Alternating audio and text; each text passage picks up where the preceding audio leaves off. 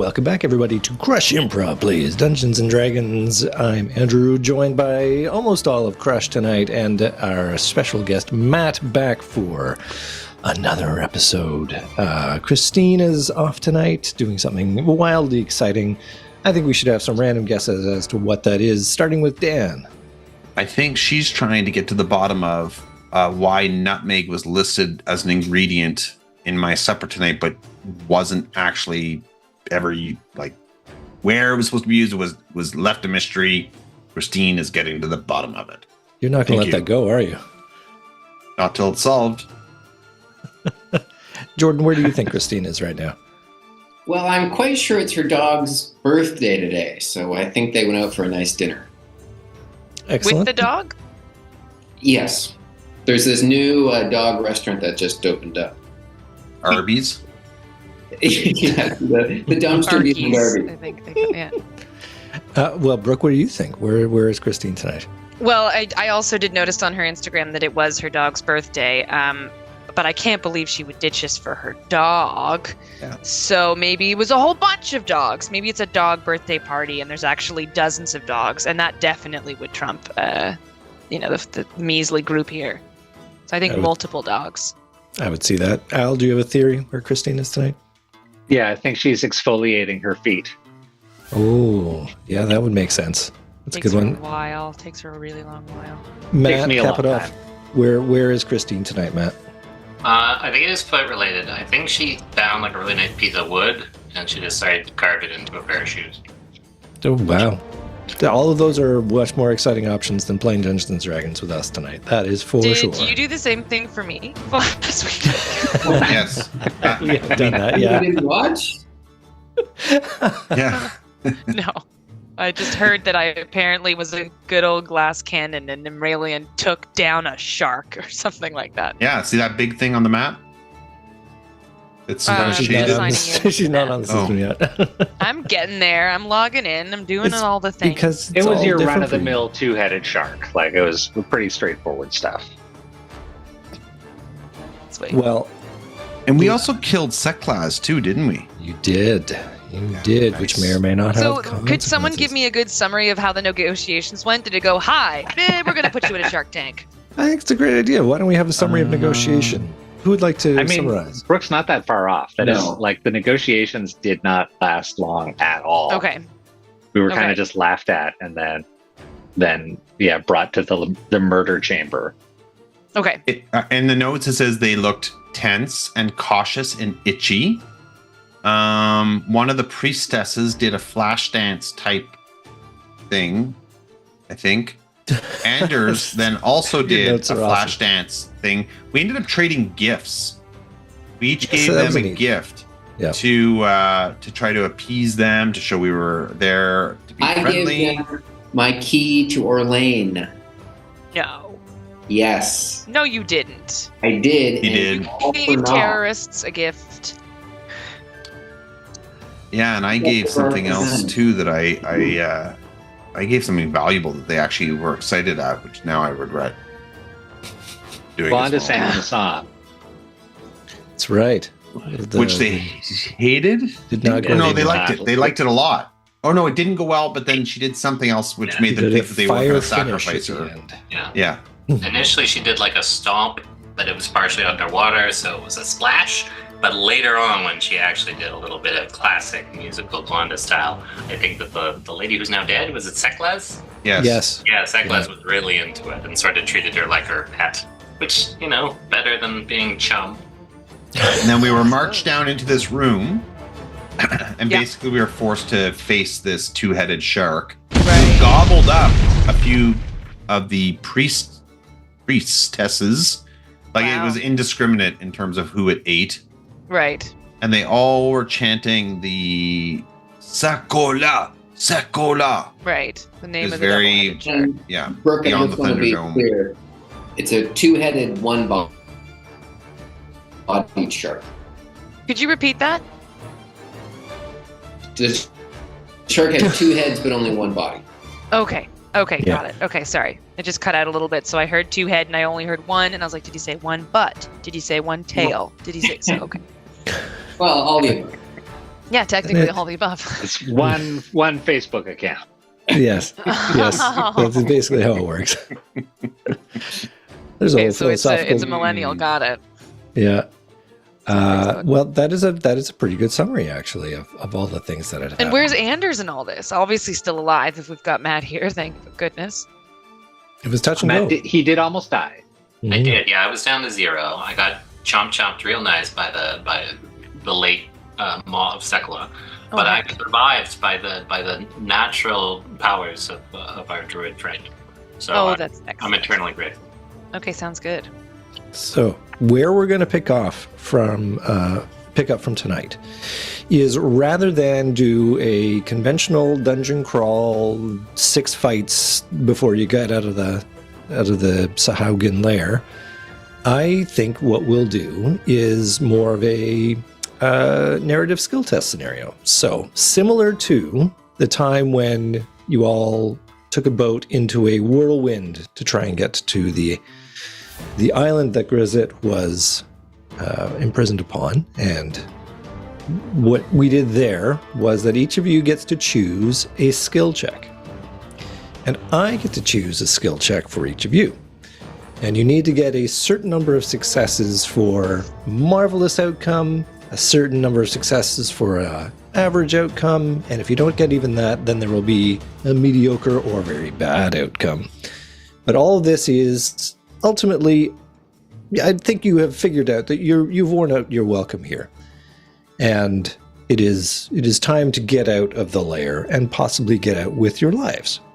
So what we'll do is we'll go around the table, as it were, and you all can decide what skill check you want to use and have in mind what you think that looks like. In the context, mean not the saving throws, but like it's the strength, dexterity, it's constitution, the acrobatics, animal handling. it's that stuff. Arcana, all okay. those skills. Okay. So naturally, you're probably going to want to choose one which you're pretty good in. Yeah. Naturally, I'm going to choose one which you're not very good in. And for Anders, because Anders doesn't have a character sheet after this whole time, going to sort of put you into more of a bard role. So if you can imagine that Anders has strengths in bardic style, because they're a good public speaker, a good, a good people person. So Do you want me to just steal some bard stats from somewhere? I think it's a great idea. Okay.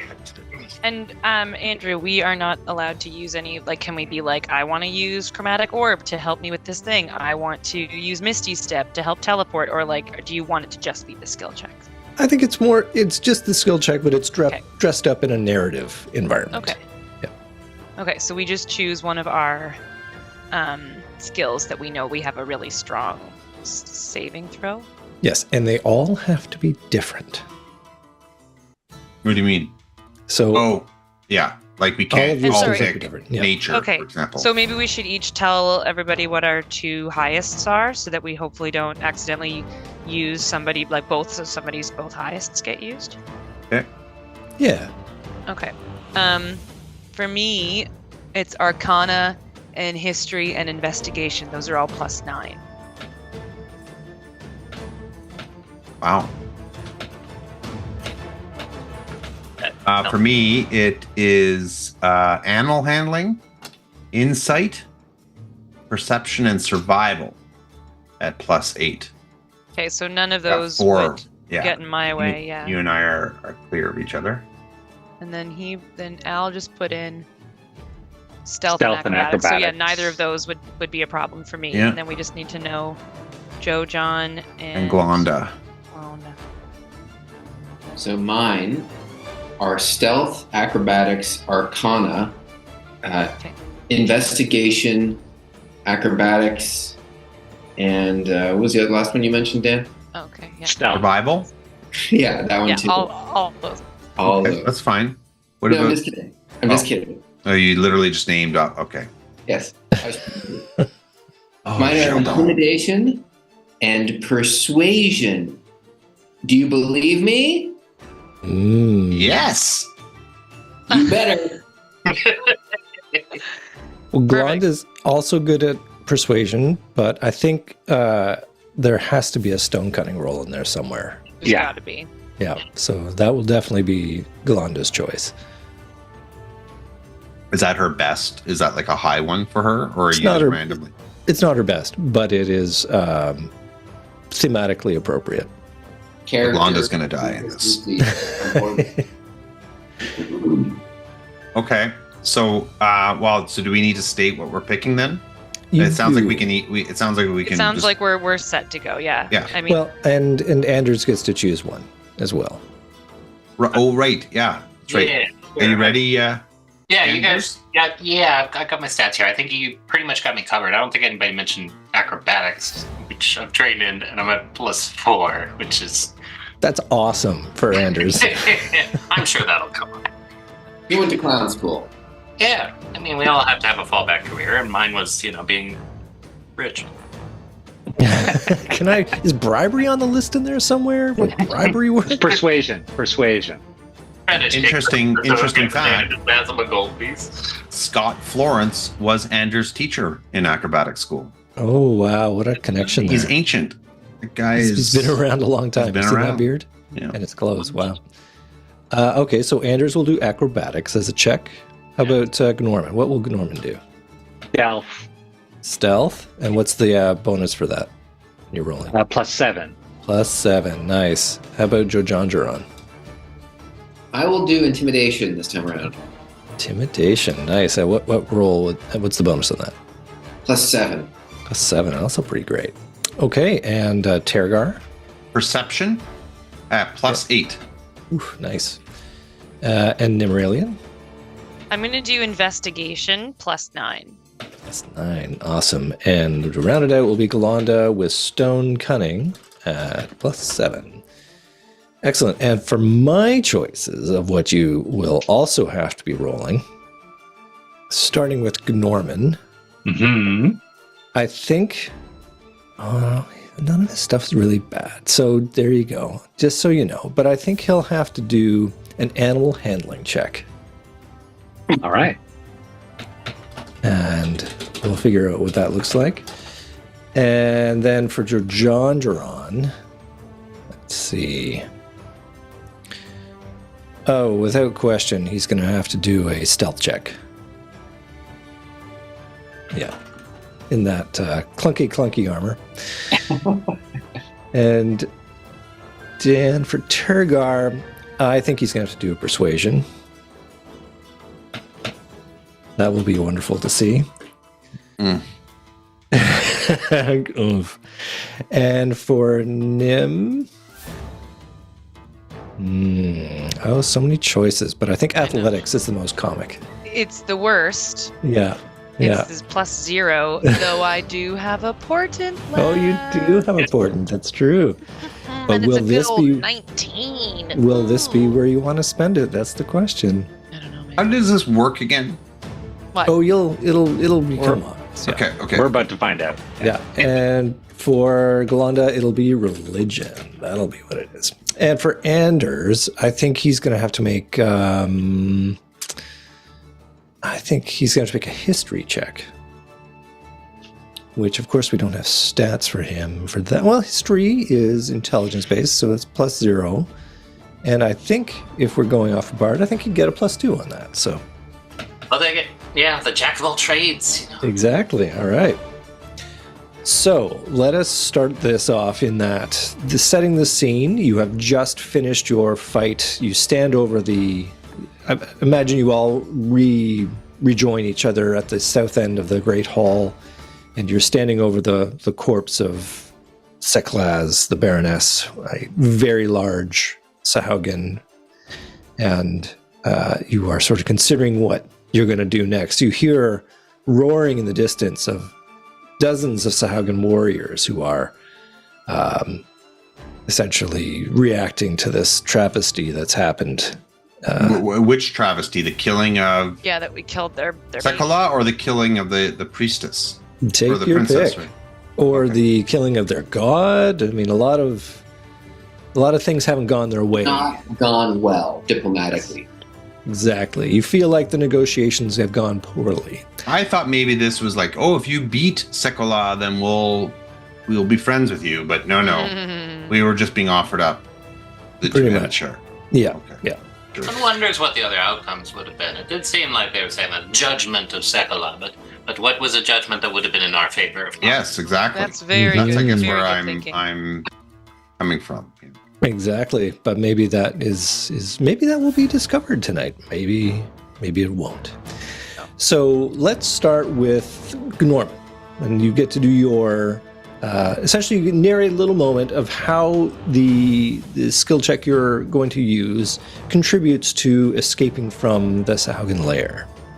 Because ultimately, you know there's a boat waiting for you up top, and it's just a matter of getting out from here back the way you came. Maybe encountering the enemy, maybe not encountering the enemy, but... Well, I'm going to assume that we're all, to some degree or another, covered in shark guts. That is a fair assumption, yeah. Fair assumption. And so using my stealth ability, my goal is to, seeing that there's still a lot of warriors around who are stunned and may or may not act, I'm going to do my best to hide in plain sight. I'm going to stick close to Tergar and just kind of try and be somewhat invisible so that should the moment arise, suddenly, there's one more person there than what you may have initially thought, to get a bit of an element of surprise. So I'm just being uncharacteristically quiet. I'm sticking close to a larger friend as their shadow, the aim being when the moment arises, hopefully I have the element of surprise and can catch somebody off guard. Perfect. Let's have you roll and add your stealth bonus. All right, here we go. Ooh. That is a 22. 22. Outstanding. So you lead the way, covered with your leave no trace ability, and you manage to find a route that seems to be less traveled. You reach out with your senses, and you know which way you should go to avoid the enemy. And you hear them running down corridors and gathering arms. But you manage to make it through several corridors without being spotted. Are we all following him, or are we all Yes. taking your... Okay, cool. Everybody's So going as a group, yeah. we're all being covered in shark guts, just tiptoeing away. We're all hiding in the shadow of the person behind them. Yeah, that's right. Just one very long shadow. And it's at that point that there's a particularly large amount of shark goo and guts to get over, and I think Nimralian has to consider an athletics check to see if this will happen. Or does she recall that she always made it over this? Did she see this in the future? I know that you don't like it when I use portents, and it's fun when things go wrong. So fine, she pulls up her robes that are dripping in goo, and she wiggles her little tush, and she's like, I better jump over this. And she's exhausted from the whole battle. She's totally tired, but she's like, this is my moment. I gotta jump over this pile of goo and rubble and make sure that I don't cause any mess or any noise. And so, despite her heavy breathing and weak ankles, she lifts up the bottom of her robes. She takes a running jump, and plus 0 on this roll. That's not bad. There it is. There it is. It's a 3. All right, that is an outrageously good failure. What happens? Oh, I'm the one that decides what happens? Well, you guys contribute. I think we get to... face plant. I don't like the idea of a chipped tooth because it makes me feel gross, but split lip probably. Yep, I mean, faceplant with mouth open into the goop, I think. Yeah, definitely gets the goop in her mouth. Makes her want to vomit. In fact, she brings herself right back to being on that Wants to bridge. vomit. The shark fin She's bridge. vomiting. Yeah, she's on the bridge. She's like, Projectiling. Yeah. And and also made some noise. So obviously that's problematic. Made some noise, and so now our stealth has been shot. And maybe even whimpers a little bit because she's like, "Oh, I thought I could do it." So she's like embarrassed and she's whimpering, and but like she doesn't let anybody help her up. She just like scrambles herself up, and her shame is very real. Well, the split lip, there are droplets of blood which, in slow motion, drip into the water, and in the distance, you see 3 sharks, shell sharks, instantly get attentive and zizzle their way towards you down the hallway. Zig and Zizzle, that is great narration. I'm here for it. I think that's the restaurant that Christine is at tonight with her dog. Yes, Zig Zizzle. The zig and zizzle. I love it. Well, let's try Jojandron's intimidation. How do you see this applying in this narrative? All right, I'm going to take my short sword and I'm going to carve onto the wall behind us. Leave us alone, or else. Such a long sentence. Let's see. If he rolls Long really sentence well, for it'll be short sword. remarkably well done. Oh, this is very funny. Oh, God. And I could see Joe Jandron doing that, too. That's a Well, I 14. think that is a 14. So it takes a little longer than you think, but so how do you see this playing out in the context of your grand escape? Well, I think the people who are rushing these shark men. Sahagin, yeah. So they're gonna stop. They're gonna, "Guys, hold on. And they're gonna read it, and they're not quite sure if they're intimidated. But then I shake the sword at them that I used to carve it, and either they're afraid that I'm gonna write more, or they're actually intimidated by that. Well, I think they'd be intimidated by the fact that you felt confident enough to stop and write and etch into the wall, like, oh my God, who is this guy? Totally. He's not afraid at all. Well, I mean, think could this- they even read that writing? Probably not, but it's interesting enough that they have to take a look. I think it's implied that it's something threatening. It's just a big unhappy face emoji. Yeah. Little You poop used an emoji. aggressive typeface. Impact. Which I think is a perfect opportunity for Galanda to roll stone cunning. So would somebody like I can do it. to roll that and perhaps narrate how this comes into play? I like that maybe the writing in the wall, the stone wall. Ooh, Oh, that's- yeah. Plus her stone cunning of 7. That was a total of 22. That was really good. Actually, I know exactly what this is. Galanda notes that the wall is kind of unstable. Yeah. That it's as That's what I was thinking. Joe Jandron has been crushing through with his word. He pushes down, and there's a secret passageway. Nice. And- Oh, Glonda. Pushes you and like says, "Guys, we got to go this way. It's a shortcut. I know it." And so you tuck into there, where of course we have to have. Nim's already done her athletics roll, otherwise that'd be really funny. How about we have what's left? It's going to be Jojandron's stealth roll. That's what it's going to be. That follows on. Oh. Total of 3, I think, there. That would be, let's see, 3 plus, yeah, it's a total of 3. So how does Jojandron fail spectacularly in that stealth exercise? Well, let's take a look at all the things that I have that make noise. So I trip and I throw my metal shield and it starts clanking down the hallway or the stairs that are in front of us. And then I try to brace myself, but then my plate armor spills out and it clanks all the way down.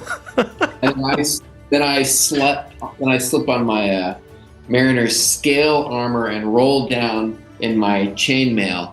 And so it just becomes this radio show average example of all The one positive is that it makes Nim feel a lot better.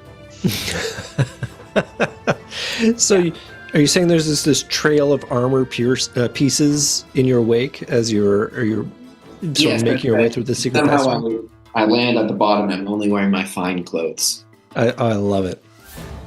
It's a marvelous sight to see, but it defies description is what happens here. Well, I think now we have to have Anders make his acrobatics check. Sure. So- We're looking. Yeah, no problem. We're looking in a secret tunnel at this point. Yes. Nice. Yes. And it was just revealed that Jojon Dron came to this underwater mission with multiple suits of armor. Yes. All right, cool. I'll say that there's a pool of vicious little, if not piranha, then very similar to piranha, little nipping little bitey guys, just chock full of them. But there are steps, essentially. There are little spots there where if you place yourself correctly, you can cross this pool and maybe not fall into the piranha-laden stuff. And I think Anders, who has been overwhelmed by all this, he's not, an adventurer like you cool kids, realizes that there's a familiarity maybe to where the positioning of all of these rocks. And he thinks back to the Salt Marsh Swing, which is a very popular dance in town right now. And he tries to basically take those steps as he's going along these rocks. So how do I roll? I just go over here to this die icon and then I D20. Boom. And if I want to add a modifier, or is that a thing? Or do I do that? We're just doing the hard math in our heads. Okay, I roll public? Yeah. Okay, I think I'm adding 4 to this. Boom. There you go, 18. So there you go. I realize as I'm about to start that the Salt Marsh Swing requires a partner, and if I rolled that would have been the reason that I messed up. So I'll grab a party member, whoever's nearest, and I'll say like, "Oh, care to join me?" And then I'll do the steps as I cross along, and successfully not get my toes nibbled off. Marvelous. Let's have Tergar's persuasion check now. I'm not sure what that looks like, but I'm excited to hear what it might look like. Well, I think, I guess, because there's no one in here other than us, right? Oh, you could add little fifth business if you need. Okay. Well, perhaps a little. They would have servants in here, right? Yeah. So a little servant fishy guy pops in from a little side corridor as we've just made our way through this little booby trapped area, and this guy stops and sees us and seems sort of stunned. And I try to persuade him that to let us go and to not tell anybody where we are and where we're going. I think probably you're at the end of you're picking up the rear, and you see these guys that are, it's a little group of them. The cleanup crew, their job is sanitation. Not warriors, but they're like another Star Wars reference, those little black robots that look like I was just about to say they're one of those woo guys. Yeah, we don't. They're called mouse off. There you go. Who I believe help with navigating through the different ships. Yes, we'll go with that. They're like, yeah, I think so. I think that's what. Anyway, that's a tangent. Okay, so that's that. I just don't want them to set the alarm off. I try to persuade them to not do that. Yes. Okay. Good. Yeah. Here we go. Roll it. 13. Wow, that's better than I thought it was going to be. Very good. So they, looking at you, at your size, looking at all your weapons and such, they give you that nod of, yeah, sure, we won't tell anybody. For sure, definitely. Yeah, we're good. Absolutely. We've got a job to do. Don't want to get in your way. Don't want to slow down. Fantastic. Are they a different species than the Sahagin? Let's go with that, yeah. Sure. So I think Tergar even throws in a little if you want to come with us, this is your chance to break out. We mean you no harm. Can I throw that in there? Okay. With that, I'm going to have Anders do a history check to see who they are, what he recognizes of their culture and of their does he know the relationship of these subjugated people to their masters? He's very much in the frame of you were introduced to somebody a second ago, but you didn't catch it, so you're desperately listening while other people, did they say their name? Can I pick it up? Or am I going to have to pick my way through this? So he doesn't know what their people are called, but he's going to try to roll. You said I got my Jack of all trades is that a thing? Do I get that? Yeah. Right, get a +2. Then I'll roll public. Chibir. 9.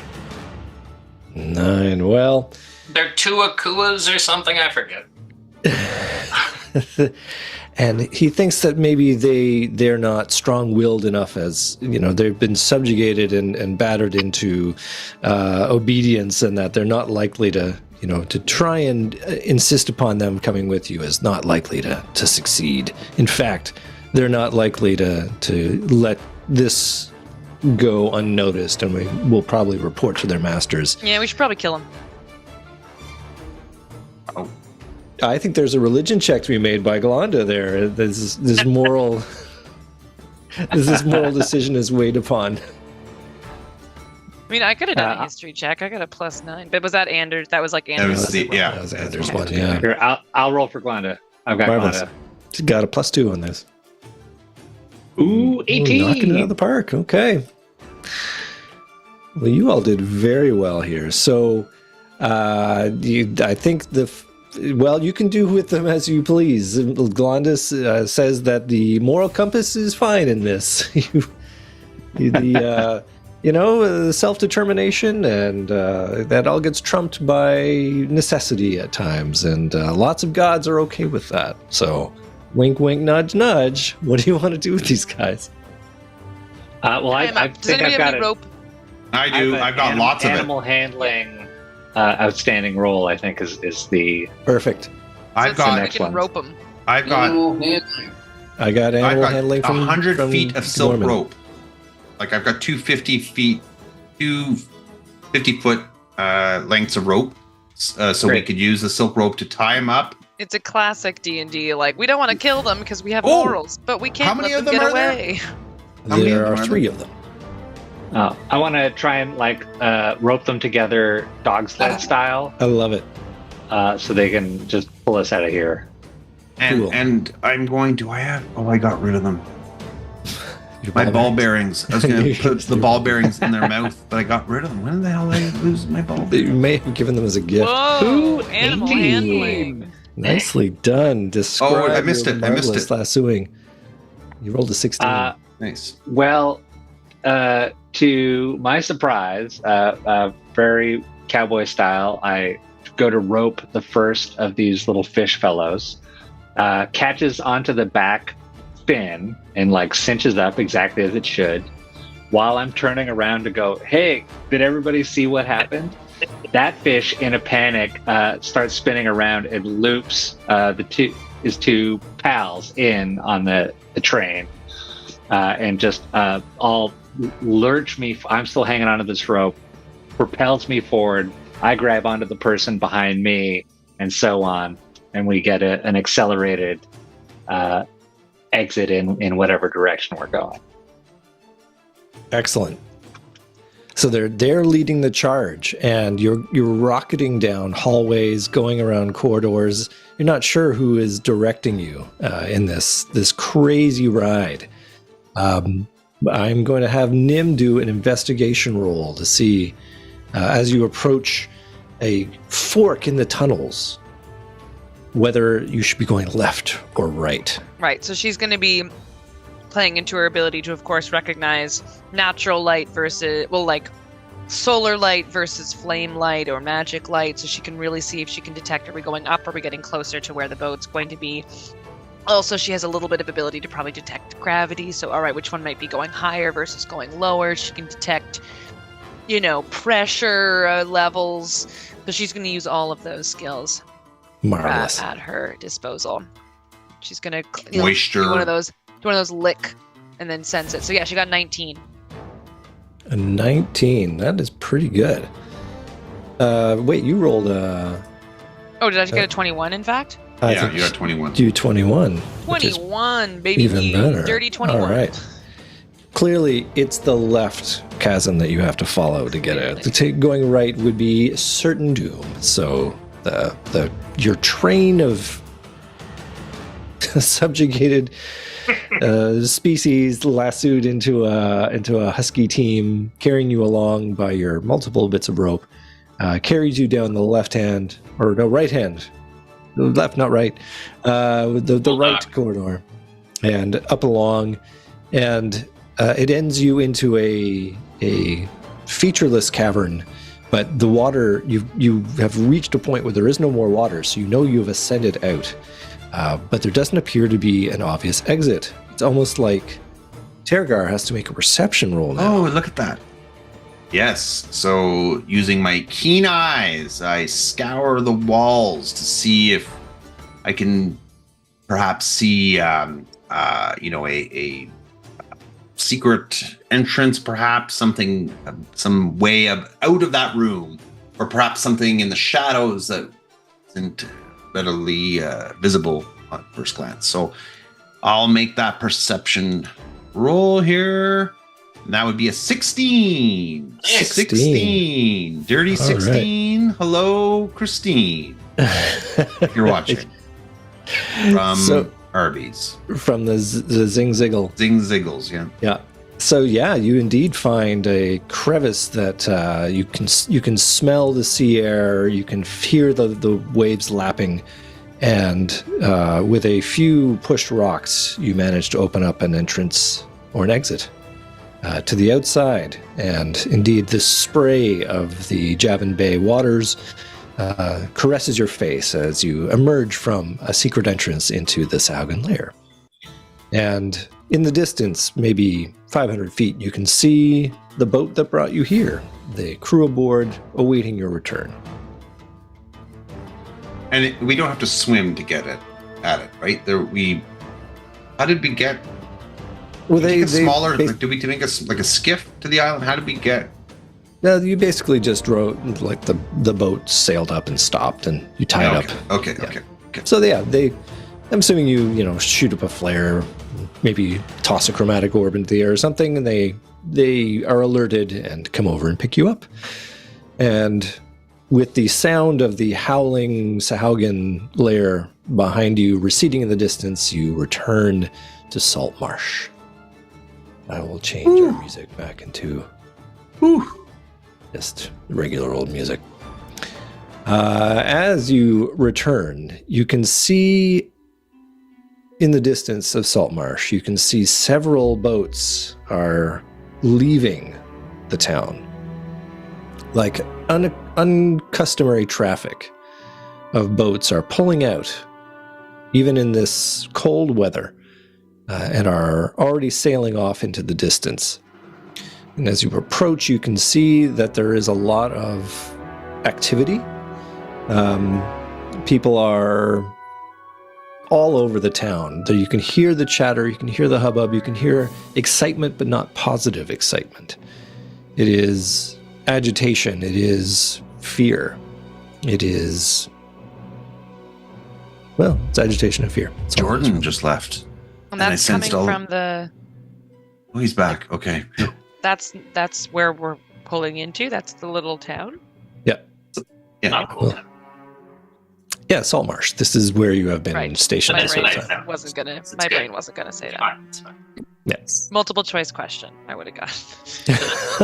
It's been a while. Do I own any of those boats?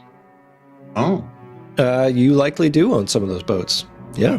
Are they on schedule? Out schedule? Anything that would indicate, like, are they flying any flags that indicate, like, their intentions or anything like that? Oh, that's a great question. That's such a great question. Well, Yeah. Stop. I think that's, I don't think you even need to roll for that. It's such a good question. This is unscheduled traffic. There are no flags that indicate a condition of any kind other than your crest is on them. And it is a little disconcerting that they are taking off. You can see that they are overburdened. They are riding very low in the water. And as you approach, you look through the spyglass, and you can see that there are lots of people on board. Okay. People are getting out of Dodge. Yeah. So, as you approach the harbor, you can see there are 4 ships still they're tied up. But beyond that, it's unaccustomed. There should be a lot more boats here, especially now. It's kind of the holiday season and it's cold. The fishing isn't very good right now, so people generally take the month off. They're not really going out fishing. So there's definitely something up. Call out to the harbor master as soon as I can see them and ask for a situation report. Oh, you come at a auspicious time. The word is out. Suspicious? That's the word. That's the word of the night. That's the word of the night. All right. That's what he Prospicious. says. Great. Continue. He's such an eloquent man. All right. Prospicious. The word is out. The Sahaugen are on the march. Everyone in the town is taking leave. Well, we need to do what we can to protect people if they're on the march. Do you know how far away they are? Any word? The rumors abound. They're either at the gates or they're a days away. It's not sure. It's not clear. But people aren't waiting for anything. Well, we just came from there, and there weren't tons of ships just departing, following us, were there? No, you couldn't see anything in your wake. I'm not talking to the DM. I'm sorry. You were talking to him. He said, I've been having my hands full here. People coming and going. Who's given you this information, sir? It is, well, they are, aren't they? The townsfolk. Everybody's up in arms. Somebody knows something, obviously. Well, we obviously need to get to the bottom of it. This man's useless. Let's go. A single tear comes out of his, the corner of his eye as you leave him in your wake. Her eyes somehow twinkle at him so that he, doesn't feel as bad, because remember, she's really bad at social interactions, but somehow gets away with it, so she's kind of an idiot, but she makes it work. She knocks him down, but brings him back up again. 10 years later, he's sitting in his customary bar seat, drinking his beer, going, I was this close to greatness, and she tore me down with but a word. I got dragged by an elf with her breeches full of fish guts. She hasn't brushed her teeth yet either, so her mouth is still full. All right, so where do you go in town? What is your thinking? I think we ask Anders. Anders, Anders should know where we get this Did information. we find out what the state of the town is? It sounds like where your town is gearing up for war. We're going to need to call an emergency council meeting, obviously, but I'm going to try to rely on my regular contacts for an update on the way. Are you available? Can you continue to defend salt marches you have done it in the past? I'm sure he's talking to you, party members. Will the I have to use my tarot card, but will the lizard folk be at this meeting? The invitations will go out to all the regular parties, but I'm not opposed to lizard folk presence. I think it's important that we draw in as many allies as possible. This is what the lizard folk have been warning us about for some time now. You have additional allies you can call on? You mentioned that you had the key to the city to Orlane. Is that worth something? Yeah. Oh, good. Well, we can send a message immediately to the people of Orlane, and perhaps they can defend us in this time of crisis. Yes, they'll be here in about 2 years. There's some distance. Some distance away. The distance appears relative. The Sahagman are apparently already on the march, so we need to do what we can. You pass somebody who Anders recognizes a minor noble who is coming down. He's late to the party. He's getting his stuff together, and he passes Anders as he goes down to the boat. So, Solmore, good to see you. Getting out while the getting's good, are you? Absolutely not, Fitzy. I'm here to defend the city that I love so much. Oh, well, capital. Good for you. I expect we'll come back and see if my holdings are still in one piece. Listen, a town council meeting's underway, though. I suspect they probably appreciate your presence there. Fashionably late as usual, Fitzy. Well, ta-ta, sir. Good luck to you. I trust we'll see you again. Certainly. And then I kind of give you guys you gotta talk to him like that, otherwise you don't get anywhere with him. So we'll shift our scene to the town hall, where indeed a full council meeting is underway. It's chaos as everybody is trying to shout and make themselves heard. As you approached, you see there are at least 100 warriors gathering their gear, getting themselves suited up, sharpening their weapons, barking orders, going here, coming there, hooing, hawing, training, getting things in order in a military-style way. And you are shown into the town hall, and as you arrive, Mayor Timurtikos looks over to Anders and says, The heroes have returned. This is our 52-year-old mayor, old by the standards, who was taking a liking to Jojongeron and thinking that definitely here's a man of our caliber who should definitely own a cottage here sometime. Maybe take my seat when I'm too old to have it. That kind of guy.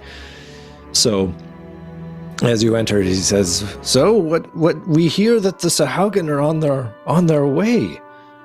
What do you know of them?" Who has given you this information? Well, 'tis a rumor that has spread through the town, like wildfire, and it's caused most of an alarm. Well, we were simply just there, and there were no ships departing. But we will admit they are extremely hostile and will murder us all. But Yes. the good news is, Timertika, we went on a diplomatic mission. to And how was that negotiate diplomacy? a Peaceful. It didn't It go went over. terribly. Yeah. So there They can be no could very peace, well can be on there? their way. I think they have no interest in diplomacy or negotiating with you. I think it's fair the fear the people of this good town have. Well, this is most awful news. Most awful indeed. We shall have to organize a defense of the city immediately. And to that end, I will change the scene where we will be looking at the battle for Salt Marsh. Wah, wah, wah. No, I don't like the title of this. Okay. So, discussions go underway, and I will tell you the forces you have at your disposal. And you can decide how you want to comport yourselves. You don't know, well, you have a sense because of Tergar's previous reconnaissance within the Saugan lair that they have around somewhere between 200 and 300 Saugan warriors coming of various styles and shapes and capabilities. And after some note-taking and record-keeping and counting, you get a sense that the town has a couple of forces available to it. There's the City Watch, basically the equivalent of medieval police. They usually man the walls on the west side and east sides of the town, and they have a couple of roving people that walk around and keep order. And there are 55 of those guys, between a mix of archers and warriors. You said 55? 55. Specifically, oh wait, I didn't even open that up, and I really need to. I can actually just cut and paste what you've got into the chat, so that'll make it a little easier. There it is.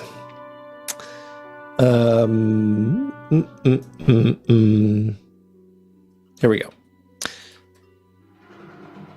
So you've got a combination of warriors and archers in City Watch. You've got a total of around 200 warriors in the militia. So these are actual warriors. They range outside the city. They protect the countryside. They're your force if you need to protect yourself from without, basically. They're the army, not the police.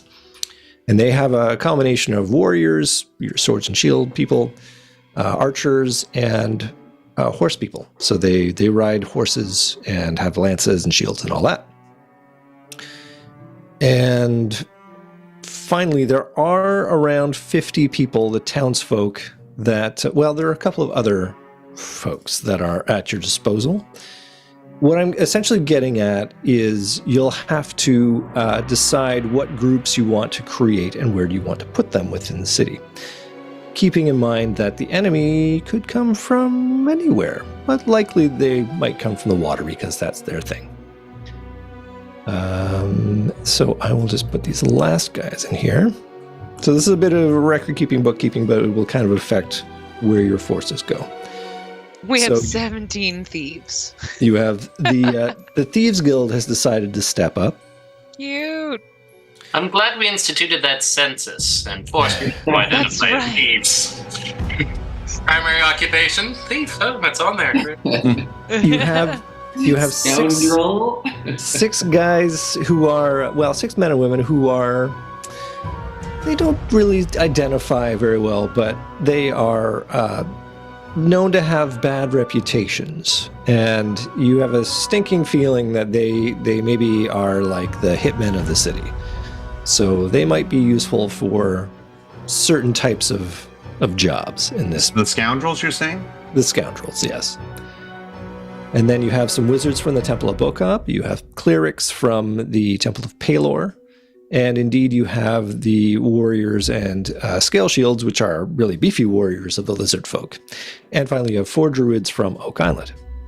So, question is to you, how you would like to dispose of these people, into what kind of groups. You also have a bunch of leaders, military and civilian, who you could put in charge of these groups if you wanted. That is to say that you don't have to be the ones to go out and lead these groups, but if you want to put other people in charge, you can do that. Well, okay. Here's the first question then for us. Maybe where do we think they would attack from? Do we see them coming over land to attack the walls, or are they more likely to come up through the waters in the port? For that, everybody can make a nature check.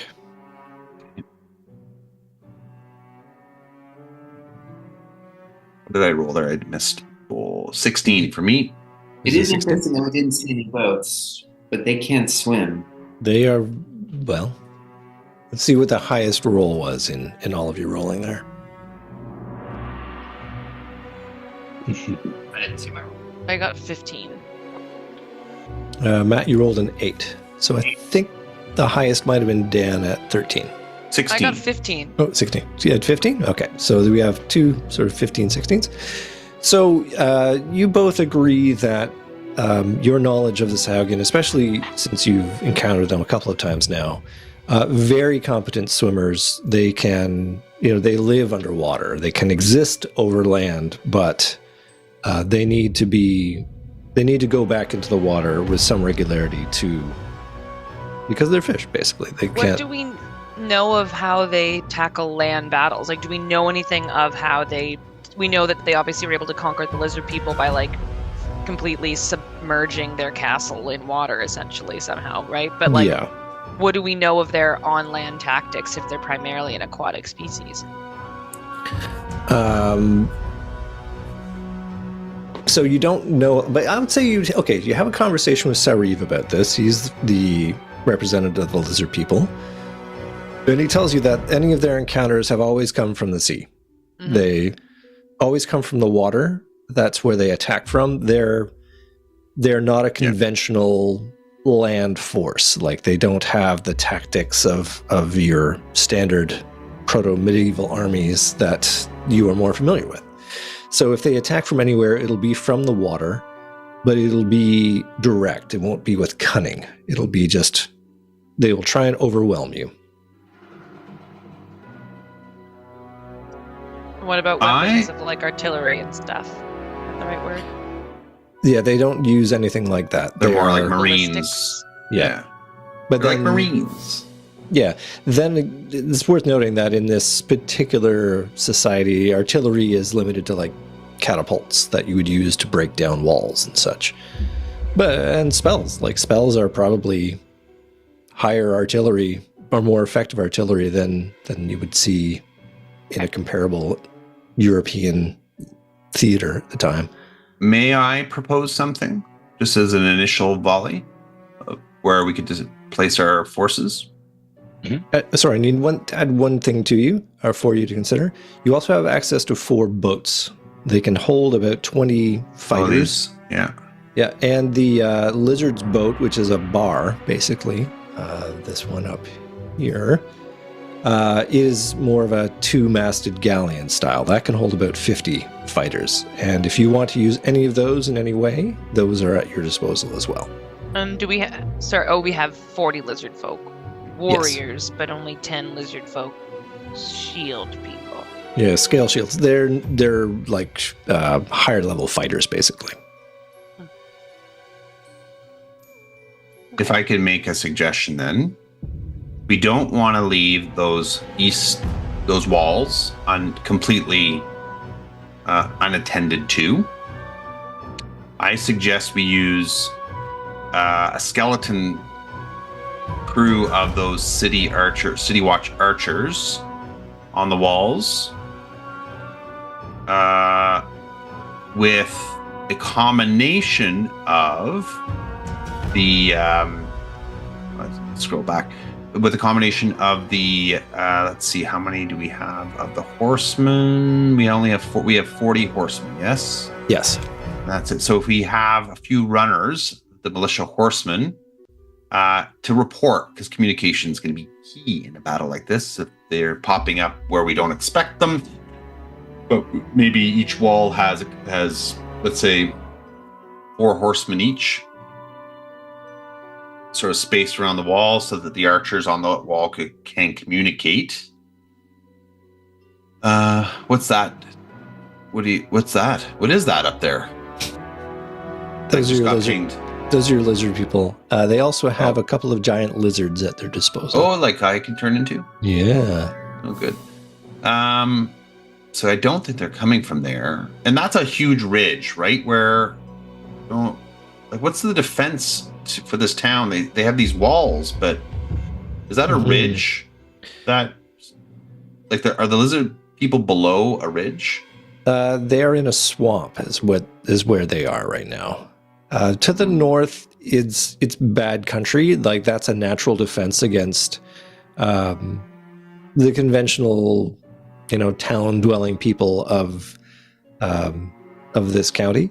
But for monsters and such, like, if they like the swamp and decided to range into salt marsh, it wouldn't cause them any grief. They just don't bother doing it because they tend to get everything they need from the area that they live in.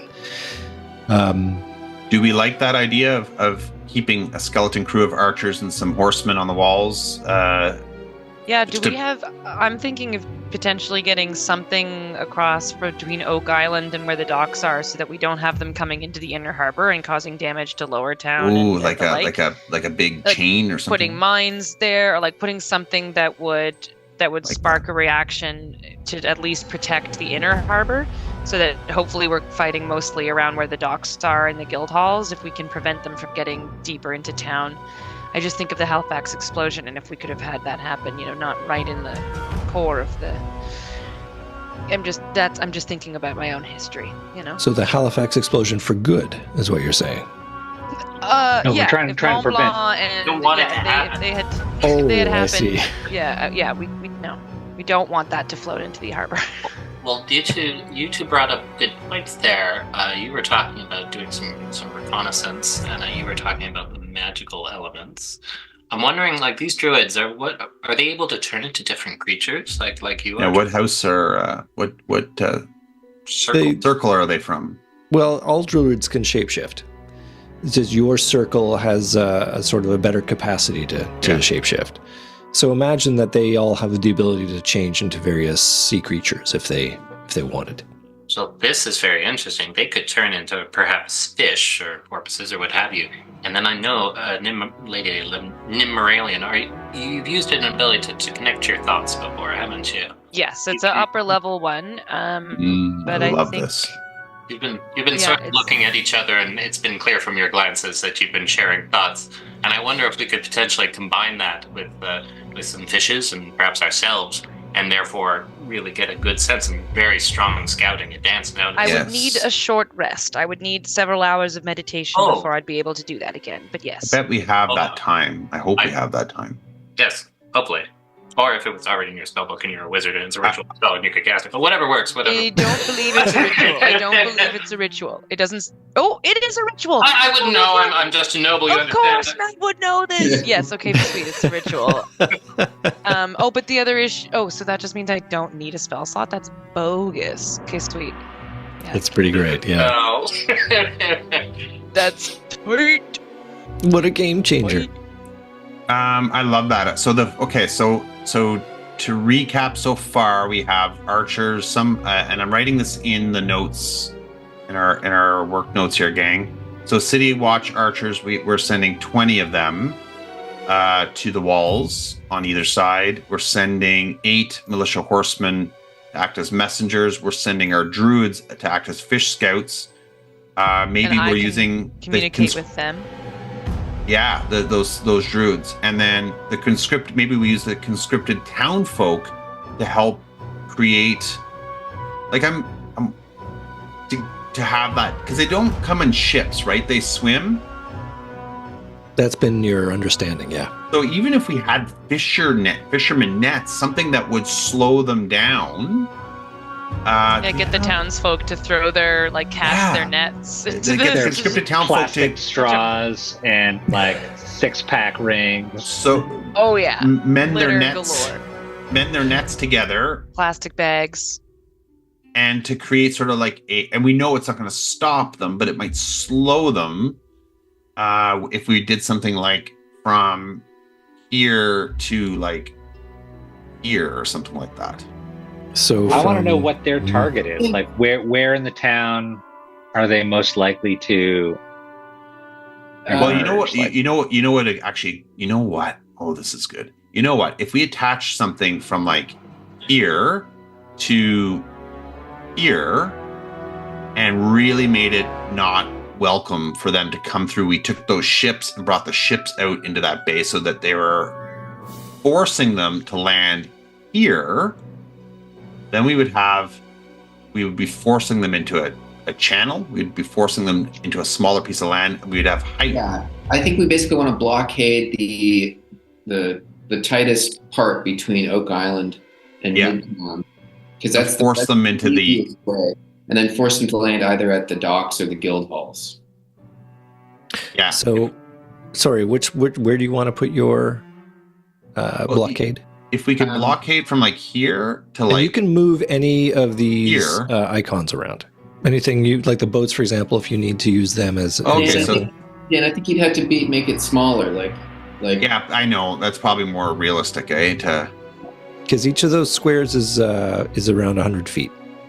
make that. So it'd have to be from here to here or something. Where was your first one? The tip of the Oak Island, right Basically, here. using boats number 1 and 2 there as the. I'm trying to show the line with the with the boats. Well, that's And possible. So if you have the ships there, and then if you take these ships and sort of spread them out, because again, it would be advantageous to try to get them to land here. I'm worried they'll swim right under these boats. Yeah, but we have defenses on the docks just in case. We don't load everything up. There was talk of using nets. And we'd have the nets. The net would slow them down. And I have a lot of to swim. fishing nets. Yeah. I'm wondering if we could really lean on the lizard folk. I've gotten a sense that there's a real beef in between the lizard folk and the Sahagin. Do they have a real a combat tactic history where they could maybe make some recommendations for what they've done? Their history with the Sahagin, unfortunately, has been one of getting their butts kicked. They know what doesn't work. Yeah. Do the opposite. Well, they haven't been well armed and armored, which has been a factor in the past, but now that's changed. Now they have armor, and now they have weapons thanks to this pact with Saltmarsh. And they haven't had a really great defensible location. Now, this isn't what they would prefer either, because this is kind of an open town. It's not a fortress. But from their experience, they basically what you're doing of sort of trying to channel them into a smaller area so they can't bring lots of them all at once is probably a really good idea, would be their advice. Yeah, okay. Choke point. And my last point would say that I think morale is going to be very important in a situation like this. I probably, based on what I understand of Anders, I've got a good sense of the people and what their values are, that kind of thing. And I wonder if we could rely on Glonda to come up with maybe a battle hymn or something like that, that's really speaking to what Saltmarsh is all about, and that this is going to be our finest hour. Because it sounds like we got a lot of people jumping ship. Probably, literally. So true. Probably not just the rich people, but that's affecting everybody's commitment to this cause. So I wonder, in addition to her stone cutting, I know she's an amazing composer. I wonder if she could help us out. I think it's a great idea. Why don't we have her make a performance roll? anybody who wants to make that roll can do it. Somebody rolled. Somebody was lucky. I'll do it. I got it.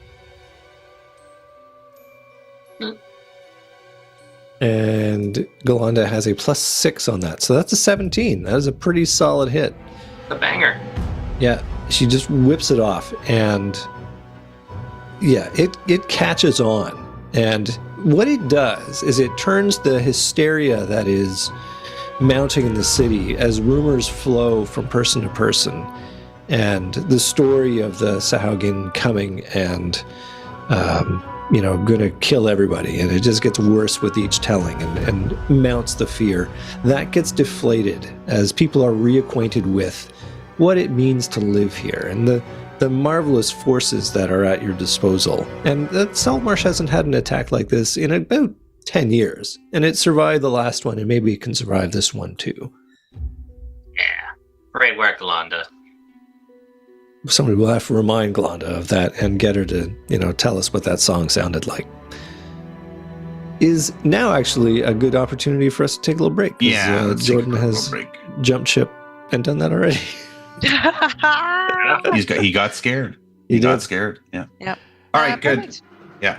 All right, I'm back in a tight 5. Preparing for battle. Okay, sweet.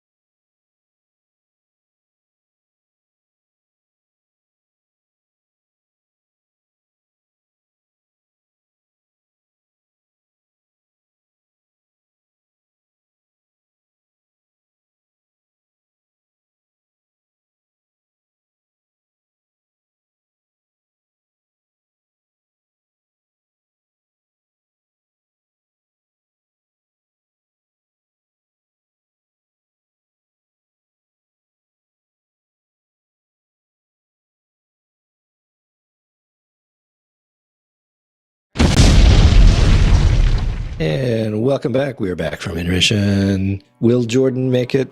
Who knows? So let's pick it up. What else do you all want to do in your defense of Salt Marsh?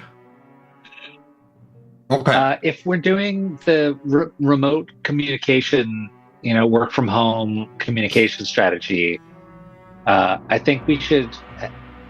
Are there wagons or any type of personnel carriers that our horsemen could quickly mobilize a number of troops to an area? Like if we have people. Great idea. There are wagons. They could move people. It's arguable whether or not it would be faster than them just running. But it would make them less tired, I suppose. Salt Marsh is not really built big enough for that kind of traffic, but it could certainly, like the main thoroughfare, it could get you from the west. You could use it to get from the west gate to the east gate pretty. Well, you could do it. It would be a little faster, is what I'll respond to that. And you've got at least 4 wagons that you could probably arrange that way. So we could probably get 4 of the conscripted town folk who know how to drive a wagon. Yeah, that wouldn't be a military. Okay, and they could use those to then ferry our militia warriors, right? Yeah, to a spot if we need to move fast. Okay. So if we keep them like someplace reasonably central, probably close to the docks, because we think that's where they're going to show up. But if they don't, at least there's a road at the docks that could take them east or west. Yeah. Yeah, I don't think they're coming from where the walls are. The only thing that I could see maybe is that they come from the marsh. And then we would have to move fast. Okay, well, I'm going to make 4 little tokens that are going to be these mobile units. Where are you placing them? I haven't made them yet. So, Al, you place them. That's your idea. Okay, got it. Let's see. Where do I have these guys? And you can continue to think about what you want to create in terms of, where you want to put your dudes and what kind of groups. Is Jordan back? I don't think he is yet. Matt, is there anything any ideas you have? I think that wondering how we can use these yogish or roguish people to their best. Because we got Andrews being good with scoundrels. Like, what are they good at, and how can we leverage that in the combat scenario? They probably know like secret ways to move around. Maybe they might. I'm not sure. Maybe educating them about Sahuagin anatomy so that they can get those little daggers where they need to get. I think in character Andrews is mainly concerned with like connecting with each citizen that he knows, like even if it's childhood friends or whatever, and maybe a little bit coming to terms with the fact that this might be his last stand because he's just a guy. He's not a hero. All right, so I've created those 4 MU units there, which are your mobile units. And they're a cart that can hold 10 guys comfortably. What happens if there are like smuggler tunnels riddled throughout the city? Oh, I like that. There are. So Smart. the scoundrels are scoundrels, and our thieves who use them are that's their turf. They're going to, and maybe there's booby traps and things like that that are in those tunnels that maybe they can activate, but they can, and they want to keep those secret, right? Because the City Watch probably doesn't know where they are. So maybe you know where some of them are, but not all. Yeah, of them. but maybe Anders sort of goes and speaks to his old friends and stuff, and just sort of says, "We need your help. We need you to, we this is not the time for policing, but we need you to do your part by protecting your turf." Yes, did we like that? Yeah, that sounds great. I'm also thinking of our wizards and what like high level defense spells or like what they can do to further fortify and create illusions of thinking that there are mines where there aren't mines, like whatever, we might be able to use them to do some good defensive maneuvers.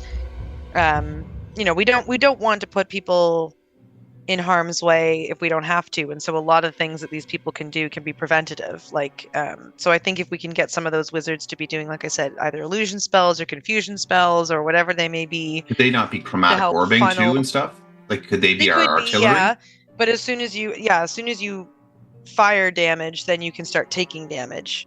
Is my only thought, is that they'll go, where did that come? Though, I mean, magic, where it comes from can be harder. What's your range as a wizard? Depends on the spell.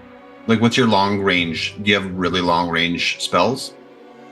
The reason why I asked, could we put them up on a bluff? Could they be up high, elevated, off the front lines, but attacking from distance? I've got at most 120 feet.